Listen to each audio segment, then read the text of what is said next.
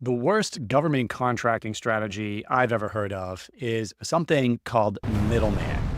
This is not a strategy for success. I think it's a terrible business model.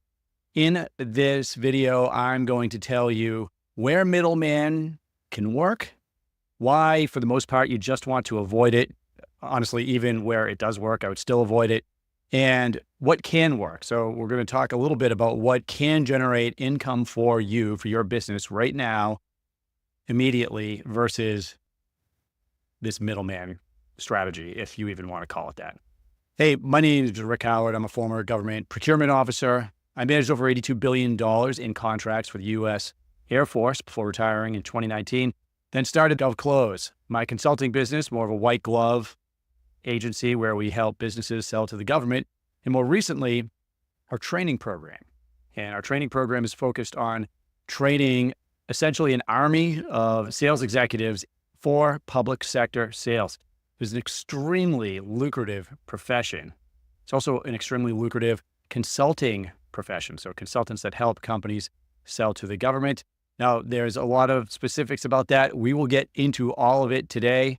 But now let's just talk about what you're all here for. First, what is middleman and why can I not stand hearing about this? Well, government contracting, amazingly complex due to about 200 years of the government making policies to make the way the government purchases fair. But government contracting can be extremely lucrative. The US government is the biggest purchaser of goods and services in the world, and less than 1% of small businesses actually sell to the government. So now that we got that out of the way, middleman. When companies and people in general are trying to figure out what government contracting is and how to do it, there are a lot of resources. There are government websites. There are individual consulting websites. There are even master degrees programs you can go to for government contract law, for instance. There is a lot of information out there, but it tends to be very confusing about what is the actual process? How can your company sell to the government? And further misguiding people, confusing the situation, is the enormous amount of middleman, I'll use air quotes, middleman social media that's out there. Now, first of all, I don't want to characterize everybody talking about middleman like they don't know what they're talking about, because there are some social media people out there that are very smart and know exactly what they're doing. But there are others who I'm going to give them the benefit of the doubt and say they don't know what they don't know. They know enough. I did an episode on this where Neil deGrasse Tyson is on the cover, or the thumbnail, you can take a look at that. But you know enough to think you're right, but not enough to know you're wrong. So that's where this middleman strategy comes in. And essentially what's being promoted out there, this false notion that a middleman is somebody who can basically war dog government contracts. If you ever saw the movie War Dogs, meaning you go to sam.gov, it used to be FedDizOps, now it's sam.gov, you find a solicitation, then you go out and you find a company that can do the work. And then the middleman would write a proposal to the government and win the contract, but they don't have to do the work, according to these gurus. They have the subcontractor that they found do the work. So in essence, they're middlemaning the contract. Okay, now let's talk about the problem with trying to sell to the government that way. And the reason I'm doing this video is I am doing consultations every single day. I get an enormous flood of leads coming in, companies that want to sell to the government, want to improve what they're doing, but also like people that are frustrated because they've been watching this middleman nonsense. I'm going to call it nonsense. And they want to know, hey, they've wasted their time, they've wasted their money. What's the actual truth? Selling to the government, as I mentioned earlier, is complex. And what most people miss, the reason so few companies actually consistently sell to the government, is because they're unaware of the first phase of government contracting, or I should say the phase that comes prior to the solicitation coming out, which is called the market research phase. This is where a government office has money and a requirement to put something on contract. Any of the things we just talked about and thousands of other things. So the government has to buy something, but now they have to decide what's going to go into the solicitation. What are the specifics of the solicitation? If it's accounting services, should they have a requirement for the people that are going to be hired to have a CPA certification? If it's a landscaping service, should they use environmentally friendly fuel? All of this stuff needs to be decided most people that are in this space, professionals that are selling to the government, big companies, small companies that have figured this out, they live in the market research phase. In fact, most of them would laugh at you if you talked to them about finding a solicitation and just writing a proposal. Most would consider that a waste of time. Now, can you write a proposal on a solicitation and win that contract without doing any prior work? Yes, you can, but it's very difficult to do. Now, every industry is different, meaning if you're selling services or you're selling products or you're developing a new technology, all these things are bought in different ways from the government. But to keep it simple, you can win a contract with the government. That way, but it's very rare. And it's almost impossible in some industries versus others. And I'm going to get into that in a minute. But let's just take this concept of middleman. The middleman is starting at the solicitation. So first and foremost, I don't even let my clients write a proposal on a solicitation unless they've worked it 6 months prior, meaning they found the opportunity early. Whether it was a sources sought, acquisitions forecast, or meeting with the government, we're learning about what they actually have to put on contract. All the work, like almost all of the work in winning that contract happens before the solicitation. It's only when the solicitation comes out that you officially write a proposal. By the way, when I sold for other companies, when I was the one selling for one company in particular, I don't think I ever wrote a proposal for a solicitation. I sold millions of dollars in software services. It was all because what I call existing customer upsell. It's much easier to sell to the government if you've already sold to them.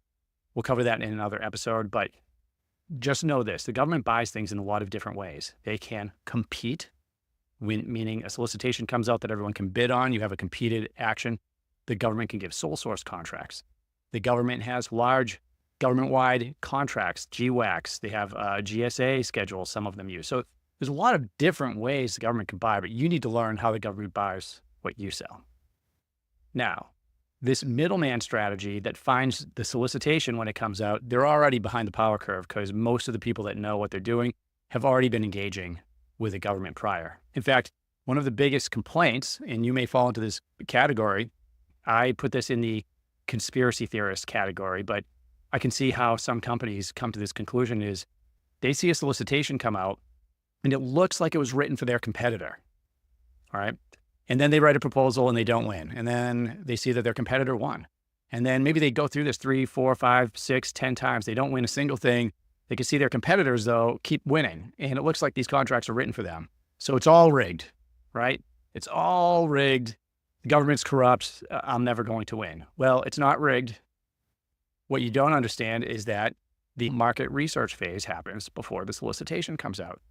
This is the only phase where the government can talk to these companies and not create grounds for a protest. So if I want to meet with the government, let's say a solicitation comes out and it's for accounting services.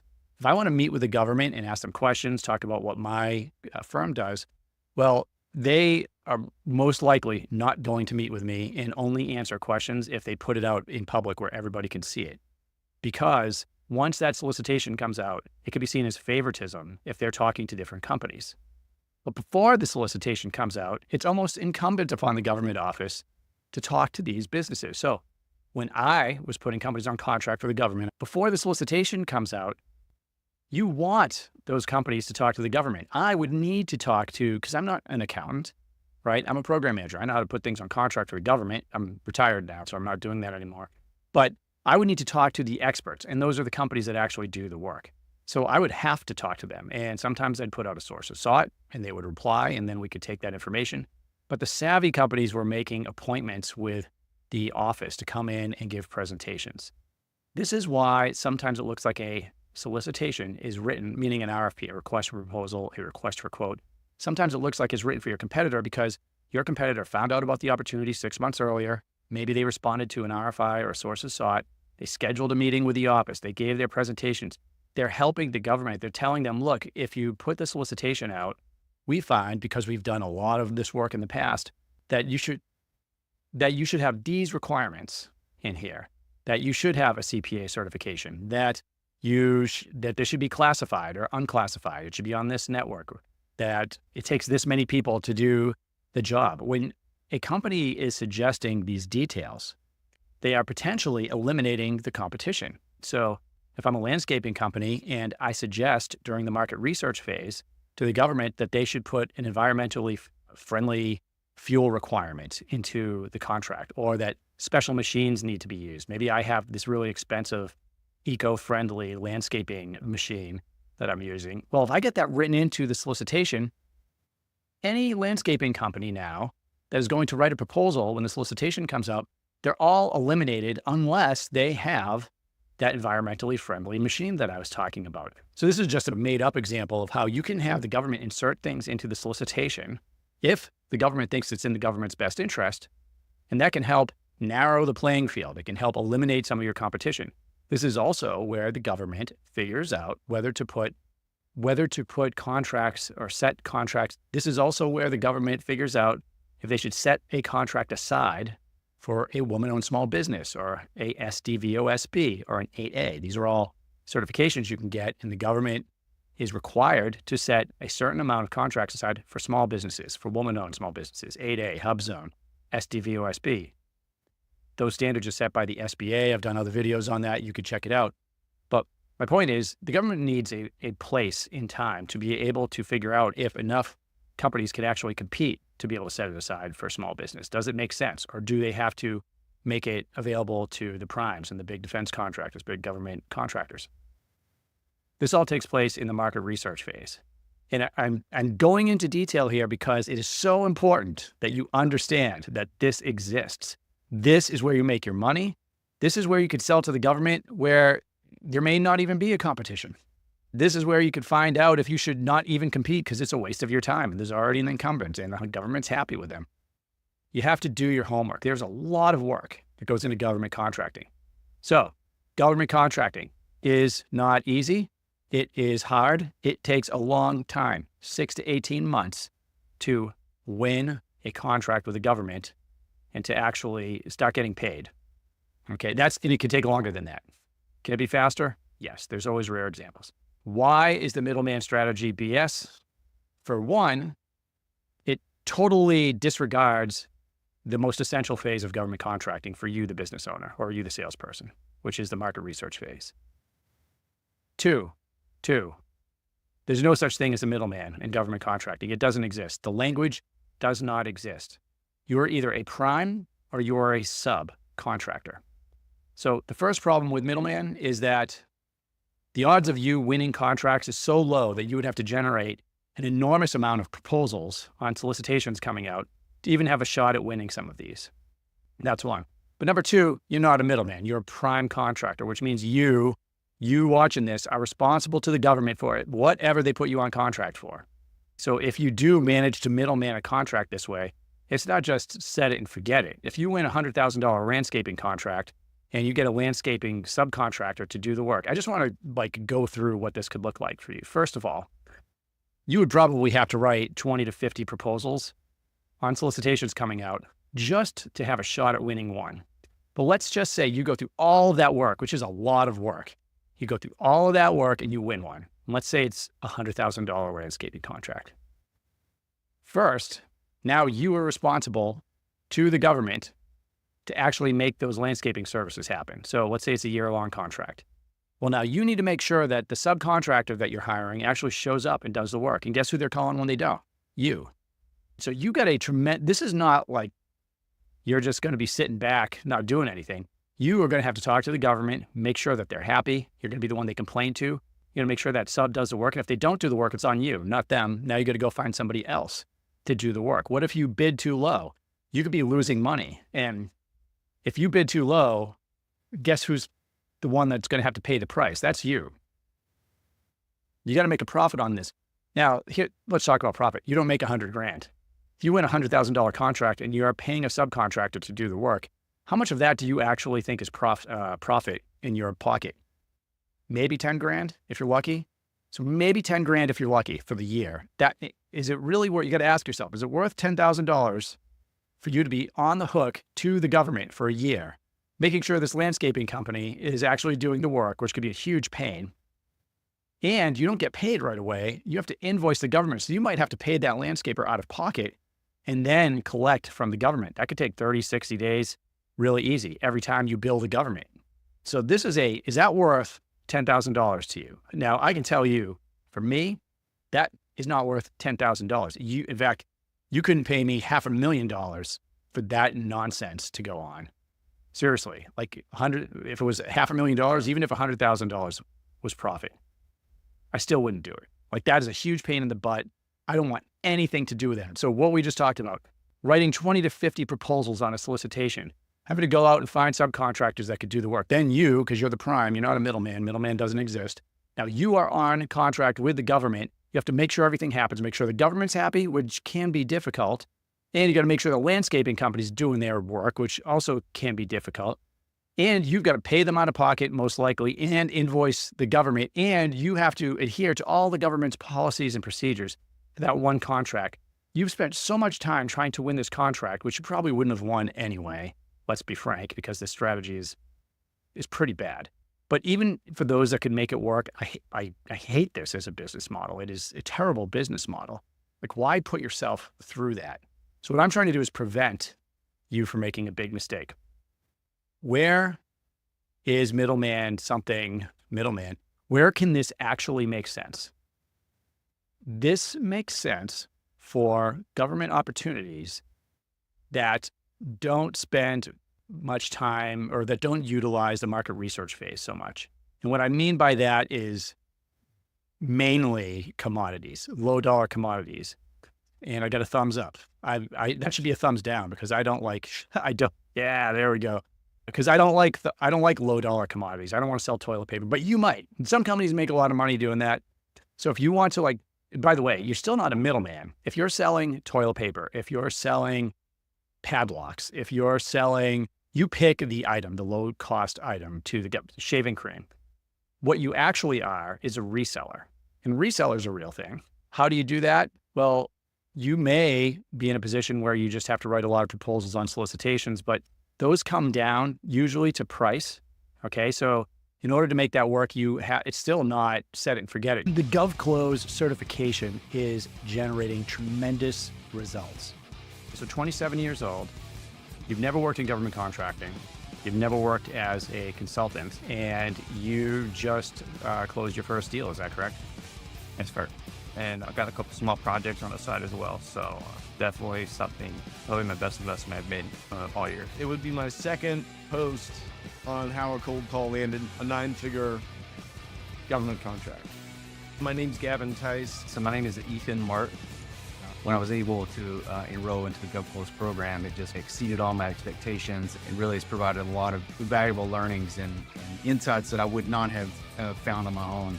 I was able to get a consulting gig with a software company that currently works with the intelligence community.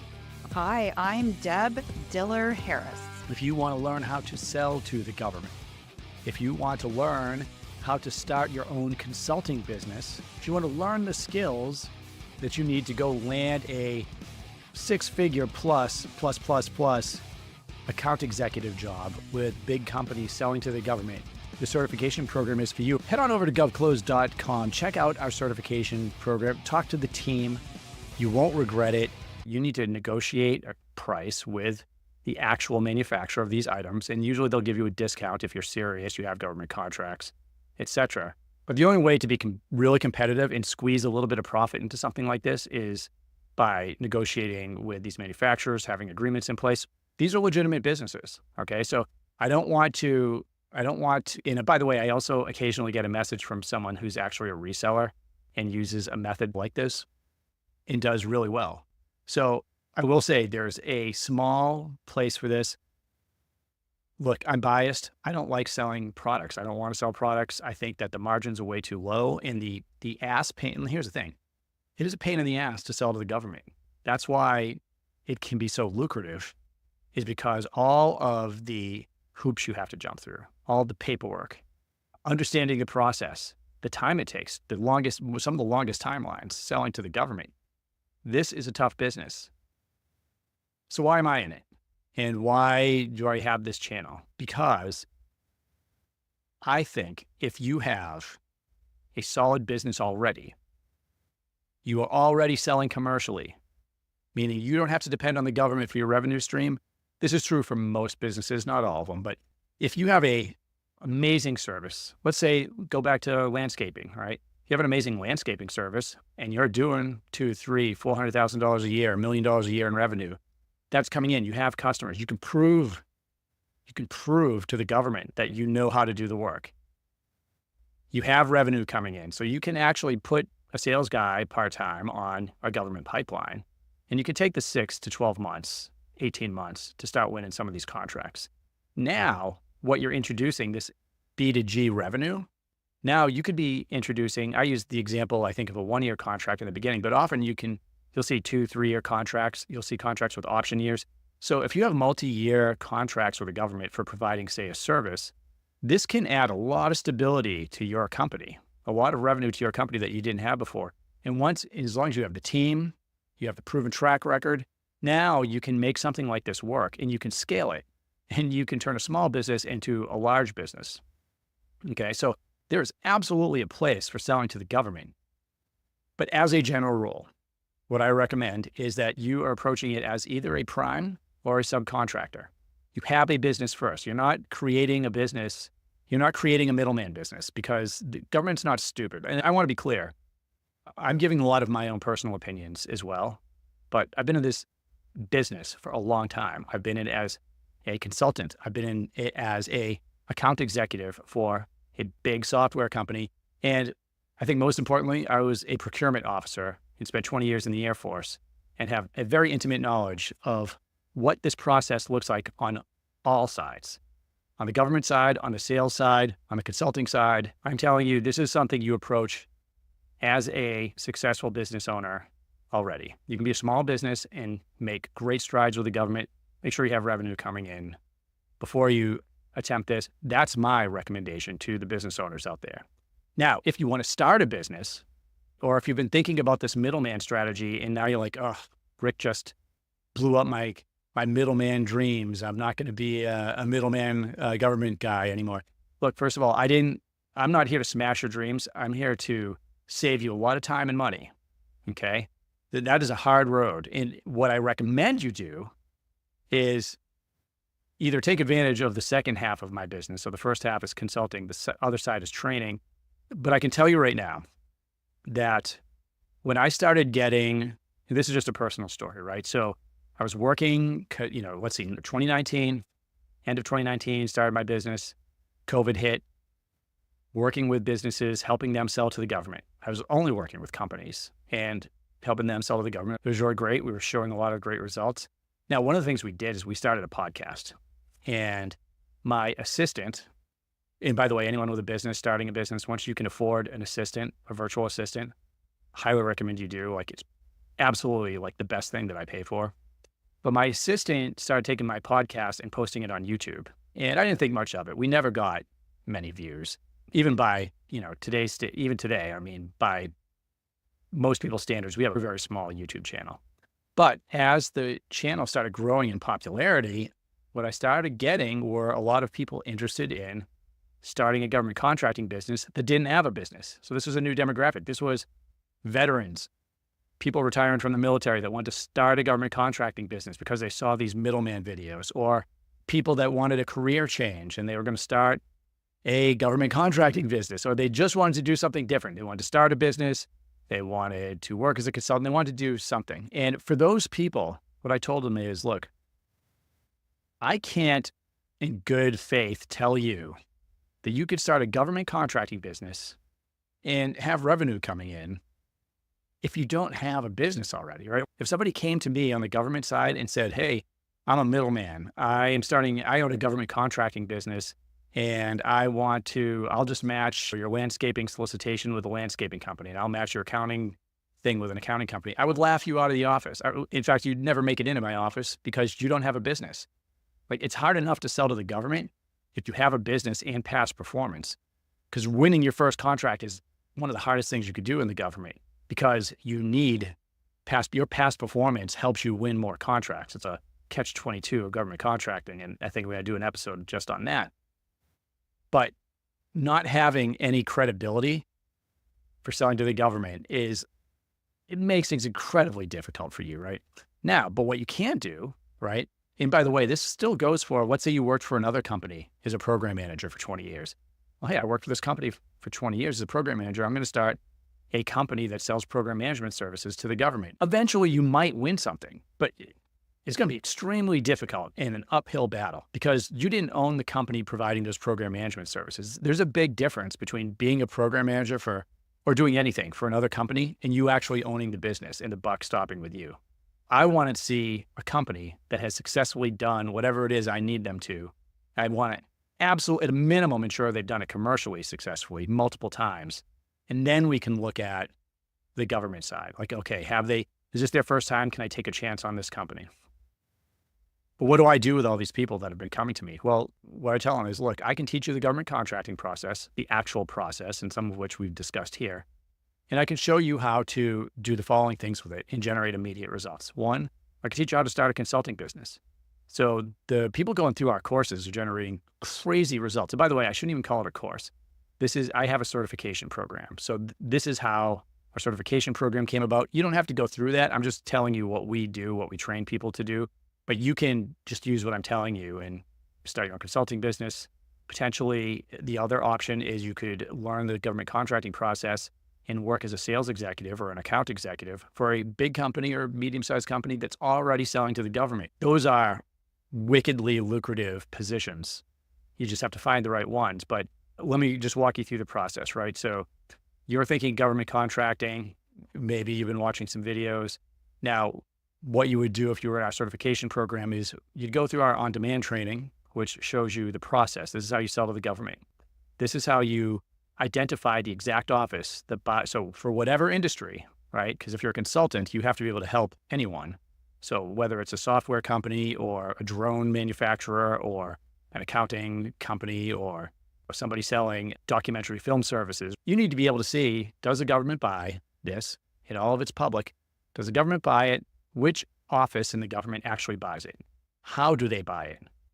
How much can a small business make selling this? Are there specific contract vehicles? Like, what are the steps? Because we could see exactly. We don't have to guess. Who are your competitors? What are they making?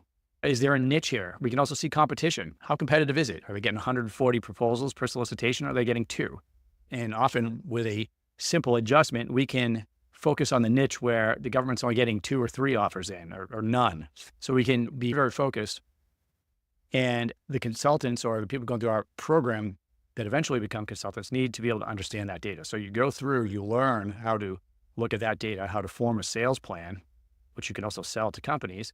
And then you learn about the advanced sales strategies. And there's a lot of them. So does the government buy what you sell? Build out the sales plan. And then we go through, okay, these different strategies that we're identifying by looking at the data, right? You can see how much work goes into this. So now we focus on the different sales strategies, and there's a lot of them, right? Subcontracting, using GWAX, GSA. Every industry is different, but you want to learn enough about these to be able to advise a company on the right path. What about SBIR for tech companies that are developing software? Other transaction authority. There's a lot of, the field of government contracting is immense, but what we do is we teach people to be focused, how to go through the steps, how to sell, the advanced sales strategies, and then how to build a pipeline. How do we build and manage a pipeline of leads with the government? Because it's different than selling B2B. There are different steps involved and it takes a long time. And by the end of this, we walk them through how to start an actual consulting business, which is what I've done for the past 5 years. So now let's compare these two models. You already know about middleman, right? 6, 12, 18 months are a huge pain in the butt to even try to win one contract. And even when you do, low margins. I mean, you're looking 6 to 18 months to get paid for anything. Consulting, on the other hand, you're selling to the businesses, not to the government. Now, I have students closing deals before they even graduate the program. And the reason for that is I can sell to a business in a day. At this point, I have a huge client base and I have leads coming in. So I could get on the phone, talk to a business, but they can make the decision. This is the point. Once you're talking to the decision maker, they can decide today to pay you. And a business can afford to pay you high ticket. This is all high ticket. So that $10,000, for instance, that took you an entire year to make with your landscaping middleman contract, for me in consulting, first of all, I could sell it in a day, get paid that same week, and we're talking about a project. I might put a sales plan together for them for that. So that's the type of thing you're selling as a consultant. So Option one, way better. If you're like in the middleman category, if you're in the I want to start a government contracting business category, my advice to you is forget that and you want to become a consultant, a freelancer, working these projects with companies. It's high end. The pay is great. It's what they would call high ticket, but you're not charging by the hour. We teach people to charge by the job. And this is something where you can very easily scale 200, 300, 400, $500,000 a year by yourself, maybe with a VA. Getting past that, that's a different conversation. Now we're talking about hiring people, and that is a business model that works. It is a lot of work. None of this is easy. Consulting's not easy either. It takes a lot of work. Point is, people are getting results. Everyone going, I think we have 70 people in our program right now, and they're killing it. They're killing it. I have 20 kids in their 20s. I say kids because I'm almost 50. I have kids in their 20s that have never consulted before, and they go through our program. I certify them. It's a rigorous program, by the way. It's not just on-demand courses. You have to put sales plans together and roadmaps. You have to put a pipeline together. I review everything, and I usually send it back.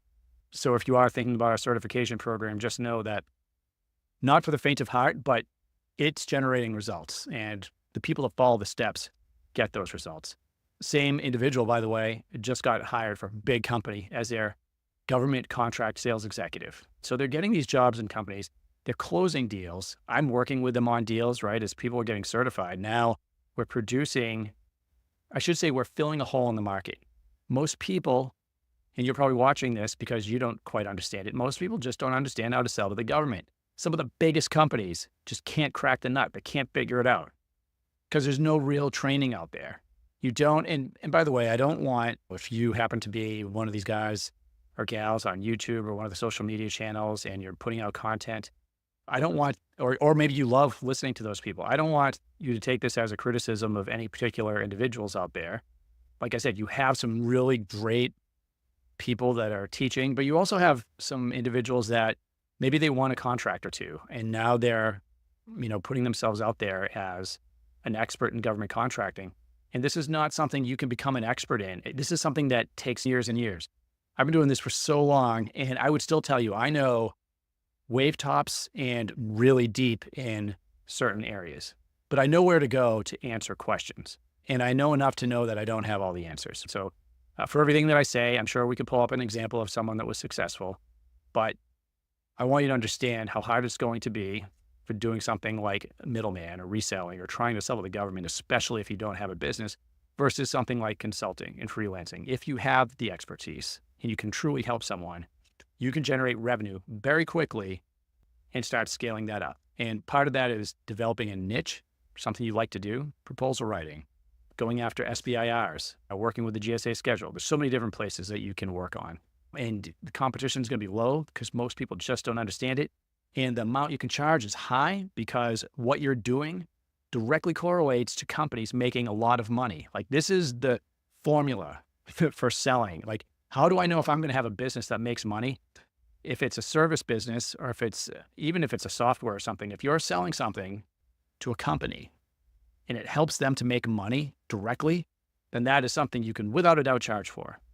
If you're selling something to a company that doesn't correlate to them making money, but maybe makes things easier, you can still sell it. Plenty of great businesses that do that, but it's a harder sale. I know it's a harder sale because I've been doing it for so long. But if I go in and what my results, like let's say I put a sales plan together for a company and it shows them unequivocally, because I know the data, that the average small business in their industry selling to the government makes $2.4 million a year. You can't argue with that. Those are the facts. And you're also not going to be able to argue with who the top 3 people making those purchases are. Let's say it's for a woman-owned small business. I can show you the exact opposites in the people that have put those on contract. I can say without a doubt, hey, GSA is used for 20% of these purchases, or sole source contracting is 14%, but subcontracting is going to be your main way of going after these. We can see that in the data. We're providing them a plan that's based on facts, not on guessing, not on middlemaning, not on somebody else doing the work. We do the work. You're going to do the work. The other thing you can do is take that knowledge and go work for a company. And I think that's a great thing to do, especially if you're young. I would say, I don't want to be ageist, but if you're building a career or making a career switch, working for a big company in a government contracting A sales executive role is a great way to learn, and it's also it can be a great income. And these positions are usually a salary and a commission. Okay. So know that. So you can make a lot of money in one of these roles, and you can consult on the side. So for all the middlemen, let's just wrap it out. For anyone that wants to start a government contracting business that's thinking about middlemaning, almost always starting a consulting business is going to be a much better option. Middlemaning is, for most people, going to result in failure, loss of time, loss of money. And I don't want to see you do that. Okay. It would be better to focus on something else entirely. If you are interested in the consulting piece, getting training, going to work for a business, go to govclose.com. You can check out our training program right there. I love our certification program, by the way. That's not for everybody. It's expensive and it's hard, right? So it's not something you can do in a couple of days. This is, like I said, it is rigorous, but you will be much better off at the end of it. But, you can check out our testimonials. We have a lot of videos too with our students that have gone through the program, and you can hear about what they're doing. If you're interested in learning more about consulting and what that looks like, check out the video that I'm putting a link to here, and you can get into it. You can learn from some of the students. You can also learn what the steps are that you would need to take if you want to learn more about GovCon, get into the consulting field, or get into the sales field. All right, take care.